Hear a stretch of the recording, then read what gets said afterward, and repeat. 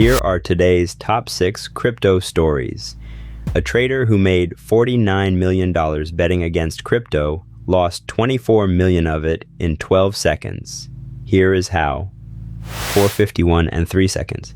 Thursday morning, Universal Time. A wallet on Hyperliquid called pension-USDT.ETH was short 50,000 Ether. 12 seconds later, it was gone. 5 forced fills, just under 10,000 Ether, then 20,000, then nearly 16,000, then the scraps at prices between about $21.90 and $22.36. The exchange's insurance fund ate the last 1,400 Ether because nobody else would. Balance remaining, $35.61. This was not a tourist. On the way down, this wallet made about $49 million shorting crypto. It was right for months. Its 30-day profit and loss now reads minus 16.5 million on 112 million of volume. Here is the week that broke it. Monday, Bitcoin near 64,700, and the word on every desk was capitulation.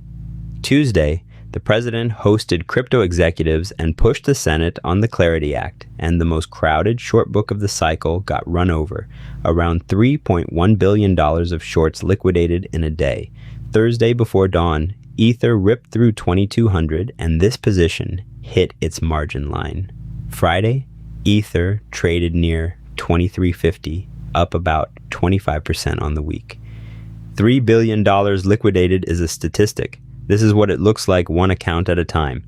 Leverage does not read your track record. The same book that printed 49 million handed it back before breakfast, and the insurance fund, funded by every other trader on the venue, covered the last of it. Every fill is on chain. Anyone can read it. Being early and being leveraged are the same mistake in both directions. The market just showed you the receipt. 2. Who bought the coins the shorts were forced to sell? The table says allocators. Spot Bitcoin ETFs took in $517 million on Tuesday, the biggest day since May, led by BlackRock's IBIT. Ether ETFs took $189 million, their biggest day since last October. Bitcoin then cleared 75,000 early Friday for the first time since May. Fear and greed flipped from the 40s to 68 in a week. Daily RSI near 82. Squeezes are exit liquidity unless someone buys the exit. For 3 days, someone did. 3. The market rallied on a bill with 10% odds. The regulator noticed. CFTC chair Mike Selig told his first innovation committee Thursday he has directed staff to begin drafting rules for a CFTC crypto market structure using existing authority if the Clarity Act keeps stalling in the Senate. The sketch? A new registration category for crypto asset markets, modeled on futures exchanges, plus frameworks for developers and protocols. The procedural vote is September 15th. If it fails, the rulebook gets written anyway, by one agency, rewritable by the next chair. 4. Optimism's governance voted to move 547 million OP tokens, about 12.7% of supply, near $50 million, out of future user airdrops and into a fund the foundation controls. It passed with 62%. Strip out one voter, a core developer team funded by the foundation and seated on its security council, and it fails at 46%. L2 BEAT objected publicly. Token governance is supposed to check the issuer. When the issuer's payroll is the swing vote, your airdrop is a line item someone else controls. 5. Elon Musk's X is reportedly exploring paying creators in stablecoins, USDC specifically, as it rebuilds its revenue share program.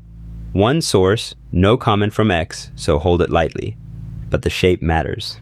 X hired a crypto veteran in March. SpaceX and Starlink already move money on stablecoins. Supply sits above $300 billion. Payroll is the first crypto use case that does not depend on price going up. 6.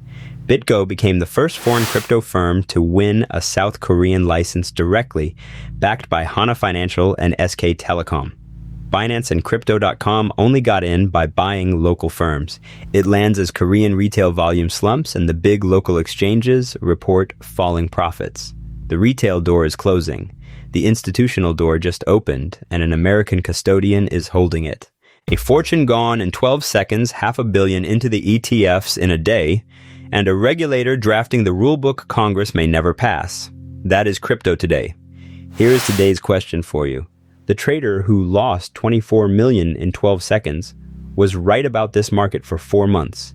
The ETF buyers who showed up this week were wrong about it for 2 quarters. So, which one is the smart money, the one with the better thesis, or the one still holding a position when the market finally agrees? Tell me in the comments, not the slogan, the actual reasoning. I read them. Blue pill, flows lead price. A quarter of outflows just reversed into the biggest inflow day since May. Allocators do not chase 12-second liquidations. They buy regime change, and a regulator with a plan B is regime change. Red pill. Greed at 68 and RSI in the 80s inside a week is the signature of a crowd, not a regime. The whale was early, leveraged, and right, and it still ended at $35.61. The timeline keeps moving. We will see you in the next one.